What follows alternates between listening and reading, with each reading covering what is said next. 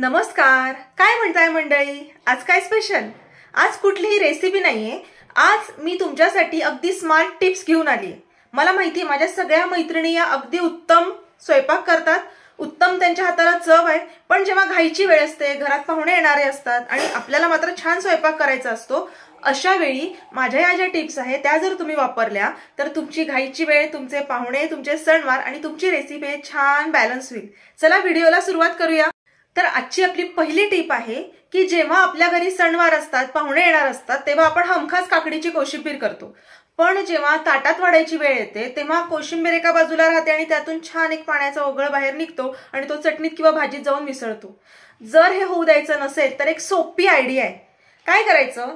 आपण कोशिंबीरीत जेव्हा दही घालतो तसं न करता दह्यामध्येच मीठ, साखर, कोथिंबीर, फोडणी, मिरची जे काही आहे ते सगळं दह्यात घालायचं. दही छान फेटून बाजूला ठेवून द्यायचं आणि जेव्हा जेवायला वाढायची वेळ येते, पाहुणे जेव्हा जेवायला बसतात त्याच्या एक 5 मिनिटं आधी चोचलेली किंवा किसलेली काकडी घट्ट पिळायची, त्या दह्यात घालायची, एकसारखं हलवायचं आणि लगेच ताटात वाढायचं. अगदी 1 काय 2 तास सुद्धा यातनं तुम्हाला पाणी वेगळं आणि कोशिंबीर वेगळी झालेली दिसणार नाही आणि तुमची कोशिंबीर पण टेस्टला एकदम छान लागेल. तर आजची दुसरी टिप आहे की सगळ्यांचा मेन प्रॉब्लेम असतो की थंडीच्या दिवसात इडलीचं, डोश्याचं पीठ आंबत नाही, ते फुलत नाही, इडल्या बसक्या होतात. मग याच्यावर अगदी सोपा उपाय आहे. जेव्हा आपण इडलीचं पीठ म्हणजे डाळ किंवा तांदूळ भिजत घालतो तेव्हा उडदाच्या डाळीमध्ये 10 ते 15 मेथी दाणे घालायचे आणि जेव्हा आपण रात्री ते मिक्सरला दळतो तेव्हा त्यामध्ये एक अख्खा कांदा, मीडियम साईजचा अख्खा कांदा 2 भाग करून त्या पिठात टाकायचं, त्या मिश्रणामध्ये घालायचं, ते हलवायचं, एकसारखं करायचं आणि झाकून ठेवून द्यायचं. अगदी सकाळी 5 वाजता सुद्धा तुमचं पीठ आंबवलेलं दिसेल आणि ते फुलून आलेलं दिसेल आणि त्याची इडली सुद्धा अगदी स्पॉन्जी होते. आणि हो, त्या पिठाला अजिबात कांद्याचा वास लागत नाही. म्हणजे तुम्हाला जर वाटत असेल की रात्रभर कांदा राहिल्याने पिठाला कांद्याचा वास येईल तर अजिबात तसा कुठेही त्याचा वास जाणवत नाही. मी स्वतःच किती वर्ष झाले हीच ट्रिक वापरतेय की सकाळी 5 वाजता सुद्धा मी इडली करायला घेतली तर या पद्धतीने केल्यानंतर माझं पीठ छान आंबून वर आलेलं असतं आणि प्लस त्याला कुठेही कांद्याचा वास येत नाही. त्यामुळे ही ट्रिक नक्की वापरा. आजची तिसरी आपली टिप आहे या ठिकाणी की इडली, डोसा, उत्तप्पा आणि लोणी स्पंज डोसा या सगळ्यांना एकच पीठ वापरायचं का? तर नाही, याचं प्रमाण वेगवेगळं आहे. इडलीचं पीठ जेव्हा तुम्ही घेतात किंवा इडलीचं पीठ जेव्हा भिजवायचं असतं तेव्हा तांदूळ आणि डाळ याचं प्रमाण घेताना डाळ जेवढी असते त्याच्या दुप्पट तांदूळ घ्यायचा. म्हणजे डाळ जर 1 वाटी असेल तर तांदूळ 2 वाटी घ्यायचे, डाळ जर 1.5 वाटी असेल तर तांदूळ हे 3 वाटी घ्यायचे. इडलीसाठी तांदळाच्या अर्धी किंवा आपल्या उडदाच्या डाळीच्या दुप्पट काय घ्यायचंय? तांदूळ घ्यायचे. जेव्हा तुम्ही डोसा बनवतात तेव्हा जर 4 वाटी तांदूळ असेल तर त्याला 1च वाटी उडदाची डाळ आपल्याला टाकायची आहे आणि यामध्ये रात्री बारीक केल्यानंतर थोडी साखर घालायची आहे चमचावर. यामुळे आपला डोसा हा क्रिस्पी होतो. म्हणजे उडदाच्या डाळीचा चिकटपणा याच्यात कमी असल्यामुळे आपला डोसा कुरकुरीत, कडक आणि क्रिस्पी तुम्हाला झालेला दिसेल. म्हणजे इडलीसाठी तुम्ही डाळीच्या दुप्पट तांदूळ वापरणार आणि डोशासाठी जर 4 वाटी तांदूळ असेल तर 1 वाटीच उडदाची डाळ आपल्याला वापरायची. जेव्हा तुम्ही उत्तप्पा करणार आहात, साधा उत्तप्पा, लोणी स्पंज नाही, जेव्हा साधा उत्तप्पा करणार आहात तेव्हा या ठिकाणी तांदूळ हे 3 वाटी असतील तर डाळ 1च वाटी आपल्याला घ्यायची. तांदूळ 3 वाटी, डाळ 1 वाटी उत्तप्प्यासाठी, तांदूळ 4 वाटी, डाळ 1 वाटी डोशासाठी. हे झालं नॉर्मल आपलं प्रमाण सगळं. पण जेव्हा तुम्हाला लोणी स्पंज डोसा करायचा असतो तेव्हा उत्तप्प्यासारखंच प्रमाण आपण घेणार आहोत, कारण की आपल्याला फ्लफी पाहिजे, जाड पाहिजे, आपल्याला डोशासारखा बारीक नकोय. त्यामुळे 3 वाटी तांदूळ आणि 1 वाटी उडदाची डाळ आपल्याला घ्यायची आहे. आता त्यामध्ये आपण एक ट्रिक घालणार आहोत की ज्यामुळे आपला डोसा अगदी स्पॉन्जी होईल की यामध्ये आपल्याला अर्धी वाटी हरभऱ्याची डाळ सुद्धा भिजत घालायची. म्हणजे जेव्हा तुम्ही डाळ तांदूळ भिजवतात तेव्हा 3 वाटी तांदूळ, 1 वाटी उडदाची डाळ आणि अर्धी वाटी हरभऱ्याची डाळ भिजत घालायची आहे की ज्यामुळे बाहेर जसा लोणी स्पंज डोसा मिळतो त्यापेक्षा पण खूप छान टेक्स्चर तुमच्या लोणी स्पंज डोशाला येणार. आता लोणी स्पंज डोसा म्हणण्यापेक्षा आपला स्पंज डोसा तयार होणार आणि जेव्हा तुम्ही त्याला लोणी सोडणार साईडनी तेव्हा तुमचा तयार होणार लोणी स्पंज डोसा. या प्रमाणांमध्ये जर तुम्ही करून पाहिलं तर तुमची इडली, डोसा, उत्तप्पा आणि लोणी स्पंज डोसा एकदम परफेक्ट बनून तयार होणार. आता चौथी टिप अतिशय महत्वाची टिप आहे की सगळ्यांच्या घरात मेन प्रॉब्लेम असतो की कारल्याची भाजी मुलं खात नाहीत. अगदी काही घरात मोठी माणसं सुद्धा नाकं मुरडतात. मग कारल्याची भाजी जर कडू व्हायची नसेल तर काय करायचं? ही ट्रिक सगळ्यांना माहिती आहे साधारण की अर्धा ते 1 तास कारल्याच्या फोडी चिरायच्या, त्याला मीठ आणि हळद लावून ठेवायचं। पण अजून एक महत्त्वाची ट्रिक सांगते की या कारल्याच्या फोडी चिरण्याआधी त्याच्या पाठीवरचा जो खडबडीत भाग आहे, हा खडबडीत भाग आपल्या बटाट्याची साल काढणी जी असते त्यांनी सगळा काढून टाकायचा आहे, त्यातले बिया काढून टाकायच्या आणि मग त्या चिरायच्या आणि मग त्याला मीठ आणि हळद लावून ठेवायची। तुमची कारल्याची भाजी अजिबात कडू होणार नाही। आणि भाजी करताना काय करायचं, थोडीशी चिंच किंवा गुळ त्यामध्ये घाला, ती भाजी अतिशय चटपटीत होईल आणि लहान मुलं सुद्धा आरामात फस्त करतील। आता पाचवी टिप सुद्धा खूप महत्त्वाची आहे। आता ही जी टिप आहे ही जर तुम्ही वापरली तर तुमचा जो सांबार आहे तो तुमचा अगदी हॉटेलसारखा सांबार होणार आहे। कुणीही बाहेर जाऊन सांबार खाणार नाही, इडली सांबार अगदी घरीच कर तुम्हाला मागे लागणार। हा थोडा त्रास होईल पण मनात तुम्हाला खूप आनंद सुद्धा होईल। काय करायचं, सांबार करताना जेव्हा आपण डाळ कुकरला लावतो तर तसं न करता डाळ आपण जेव्हा कुकरला लावतो त्या डाळीमध्येच तुम्ही 1 वाटीभर आपल्या लाल भोपळ्याचे काप घालायचे आहेत। लाल भोपळ्याची पाट काढून 1 वाटीभर लाल भोपळ्याच्या फोडी त्यामध्ये घालायच्या आहेत आणि अर्ध बीट किसून आपल्याला त्यामध्ये घालायचं आहे आणि मग ते पूर्णच्या पूर्ण शिजायला लावायचे।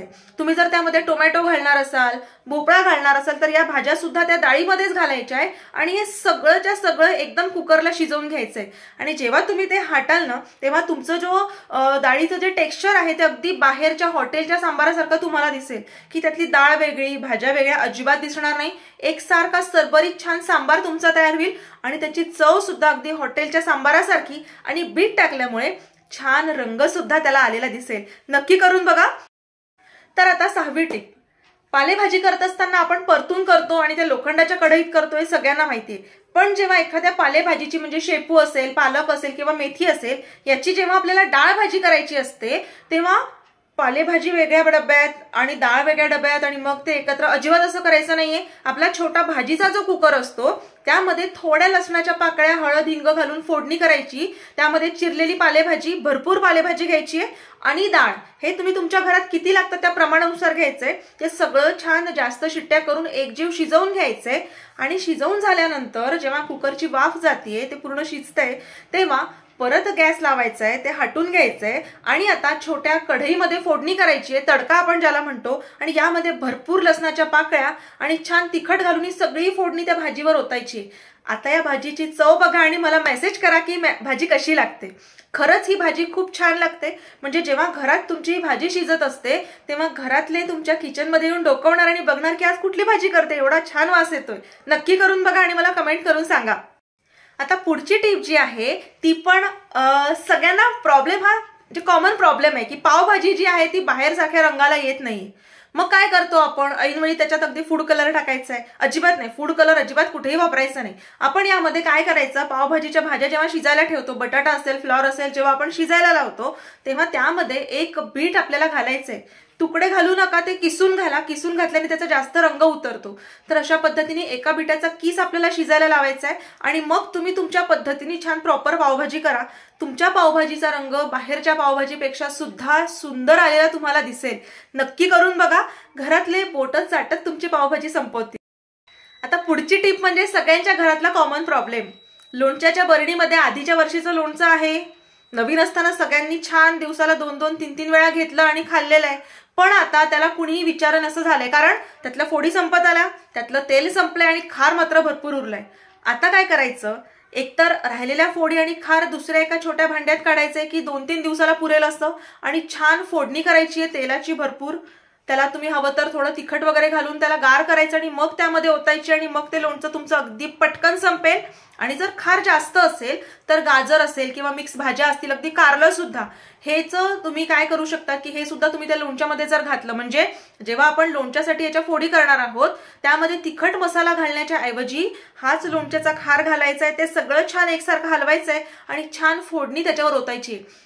कुणाला जाणवणार सुद्धा नाही की आधीच्या वर्षीच्या लोणच्याचा खार आपल्याला खायला घालतायत, अगदी आवडीने सगळे लगेच ते संपवतील। आता पुढची अतिशय महत्त्वाची टिप, होळीच्या दिवशी पुरणपोळी सगळ्या करणार आहेत। पुरणाचं प्रमाण सगळ्यांना साधारण माहिती आहे की शेराला 1.25 शेर, याचा अर्थ काय, 1 शेर डाळ असेल तर 1.25 शेर गुळ घालायचा, म्हणजेच 1 वाटी जर डाळ असेल तर 1.25 वाटी त्याला गुळ घालायचा। आणि माझी ट्रिक म्हणजे काय की 1.25 वाटी गुळावर 2 चमचे साखर घालायची, म्हणजे तुमचं पुरण गोडीला अतिशय उत्तम होतं।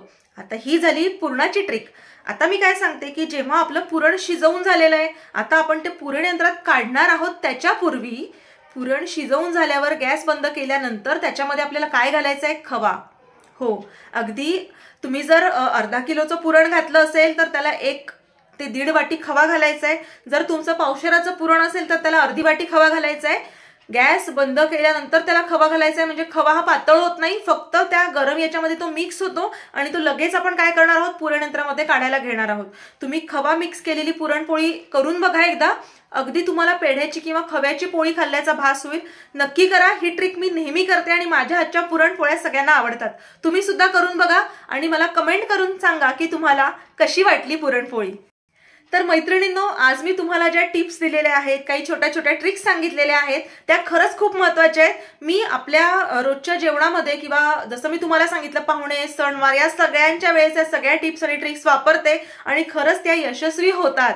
या सगळ्या मी नेहमी वापरते, ट्राय केलेल्या आहेत. अगदी बिंदास तुम्ही सुद्धा वापरा आणि मला कमेंट करून सांगा की तुम्हाला कशा वाटल्या. तुम्ही वापरल्यानंतर तुमचा वेळ कमी झाला का जास्त झाला?